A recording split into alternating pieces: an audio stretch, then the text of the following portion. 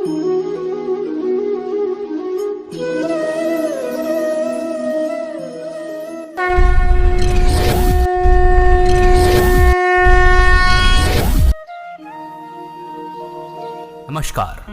गांव धनाना, जिला सोनीपत, हरियाणा। वो शुभ दिन 8 सितंबर 1951 को इस पृथ्वी पर जगत के तारणहार, जगत गुरु, तत्वदर्शी संत रामपाल जी महाराज का गांव धनाना के इस पावन धरती पर अवतरण हुआ।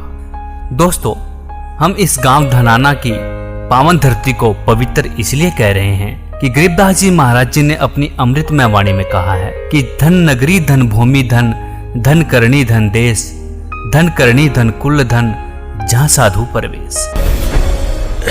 इस दास ने 17 फरवरी 1988 में परमात्मा की शरण मिली थी और उस दिन के बाद 6 वर्ष 1994 तक दास ने जेई की पद पर सर्विस की। काम करते, अपनी ड्यूटी करते करते भी हम भक्ति करते हैं। हमारा रूल यही है, काम भी करो, भगवान ना भूलो, बुराई छोड़ दो। लेकिन 1994 में परमात्मा ने आदेश दे दिए गुरु महाराज ने कि तू इस काम ने संभाल। अब गुरु की आज्ञा का अवहेलन करना भगत का काम नहीं होता। जो गुरु वचन पर डट गए कट गए फंद 84 के। भाई, जो गुरु वचन पर डट गए कट गए फंद 84 के। और उन्होंने अचानक मुझे बुलाकर पास बैठा लिया, कहने लगे आज से तू नाम दिया करेगा। और जितने भी वर्तमान संगत थी सबको कह दिया और सबको बता देना कि जो इसको गुरु नहीं मानेगा वो मेरा कुछ नहीं होगा। मेरे पसीने आ गए कि मैं तो 2 कौड़ी का जीव, एक मजदूर आदमी, और परमात्मा ये इतना बड़ी जो है ना, इतना बड़ा जिम्मेवारी का काम। और उनके पुराने पुराने भक्त निरे थे, लाल कपड़े पहन कर बाबा जी भी बन रहे थे, उनके साथ रहा करते। उनको सबको निकाल दिया था उनकी त्रुटियां देख जाकर। हमने नहीं पता था कि हो रहा है, क्या इनका मालिक का उद्देश्य है। जब वो 104-5 साल की उम्र थी उस महापुरुष की, हमारे पूज्य गुरुदेव की, और कहा मैं तेरे साथ रहूंगा। और तीसरा शब्द एक दिन कहा था कि रामपाल तेरे सब बराबर इस संसार में संत नहीं होगा, पूरे विश्व में तेरे बराबर संत नहीं होगा। अब इस दास का और संत का के मेल था। हम तो भगत थे, दास थे, भगवान की भक्ति करते थे, अपनी नौकरी भी करते थे, बच्चे भी पालते थे। अब कहते हैं साध वचन पलटे नहीं, चाहे पलट जावा ब्रह्मांड, उनका वचन नहीं पलट सकता। उन्हें जो कह दिया सो कह दिया। तो वही ये फल गया। नहीं, हमारी तो घर के ना सुने थे। शुरू में अकेला नाम ले रहा था, बालक भी, तो बालक छोटे थे, वो तो घर जैसे कहूँ था मान जाते, उनकी माँ नहीं माने, फिर मेरे माता पिता नहीं माने। अगले भाई पुरानी लाग कुकर छोड़ना, बड़े साके में पा आया। फिर परमात्मा से अर्ज करी, धीरे धीरे वो समझन लागे। ना सुनते तो भी बोले जानता बावड़े की तरह। तो धीरे क्यों कान न कैसे बंद करेंगे वहाँ बैठे हुए। तो ये ऐसा निर्मल ज्ञान है, एक बार अंदर का सुबह कैसी सिरंजा जानते काम करेगी दवाई। तो धीरे धीरे कान के माध्यम से ये दवाई भेजी जाती है। और आज देख लो, रंग ला दिया परमात्मा ने। उस परम पिता पूज्य गुरुदेव जी की शब्द शक्ति से सब काम चल रहा है। और कबीर परमेश्वर हमारे सिर पर रहते। तो परमात्मा उस दिन के बाद सन 1995 में इतने 21 साल के बाद इतने पाठ हम घर घर पाठ किया करते थे। 3 दिन पाठ करते थे और एक दिन पहले जाना पड़ता था। ये दास स्वयं सेवा करता था, घर घर जाके उनके सब जहाँ हमने पाठ करने का स्थान देखना होता था उसकी सफाई करते थे। कईयों का देख कर कमरा होता बड़ा सा, उसी में पाठ भी करना, उसी में खाना भी बनाना, उसी में खाना भी उसी में, सोना भी उसी में।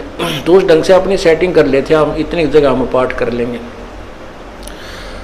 तो मेरा जाना अति आवश्यक था उस समय, क्योंकि ये स्टार्ट था भक्ति का और स्टार्ट था इस 500 यज्ञ करने का। किसी को नहीं मालूम था, बच्चे थे सहयोग देने लगे। और धीरे धीरे फिर वो क्या हुआ कि इतने पाठ हो गए कि मुझे नौकरी, पहले तो क्या करता था, शुक्रवार को पाठ प्रारंभ किया, शुक्र शनि ड्यूटी करके सामने चले जाते, बृहस्पतिवार को, शुक्रवार को रात में तैयारी करते, शुक्रवार को शनिवार को अब पाठ प्रारंभ करके अपनी नौकरी पर चला जाता, फिर शाम ना लेता, शनिवार इतवार की छुट्टी हो जाती, काम चल रहा था। वो हफ्ते हफ्ते में हुए, फिर होने लगे डेली।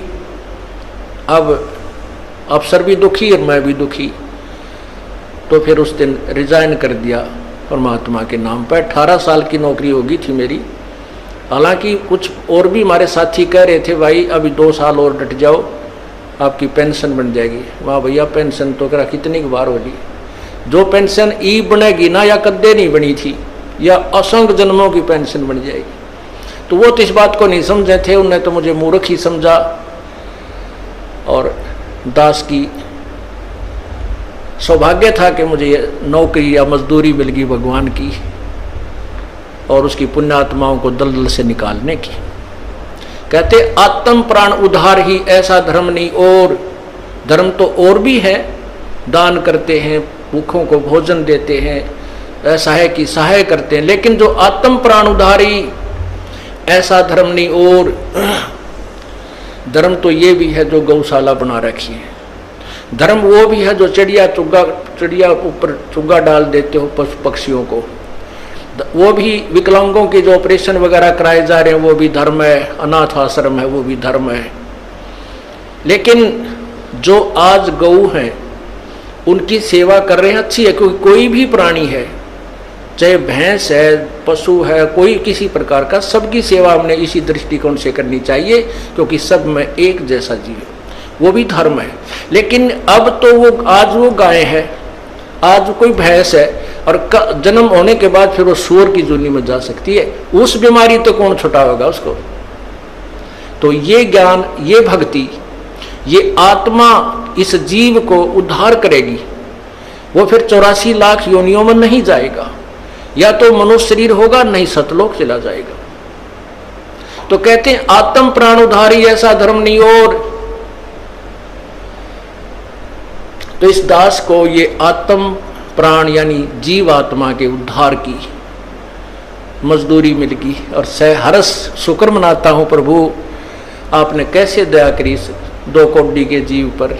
और ऐसे निर्मल भगवान की महिमा, ओए होए होए, जिसके नाम लेते हैं रूंग रूंग खड़े हो जाते हैं। उसके बाद परमात्मा की ऐसी महिमा हुई, अब मुझे इतनी खुशी होती है। कैसा निर्मल समाज तैयार हो रहा है। बीड़ी, शराब, मांस, तंबाकू, उसको देखकर भी राजी नहीं है। अब ये पुण्यात्मा दोनों हाथों दान करते हैं, और हम पहले लूटन पर लगे रहा करते थे, पाप बढ़ाते थे। ये माया साथ नहीं जानी थी कि इतना नरक इकट्ठा कर रहे थे।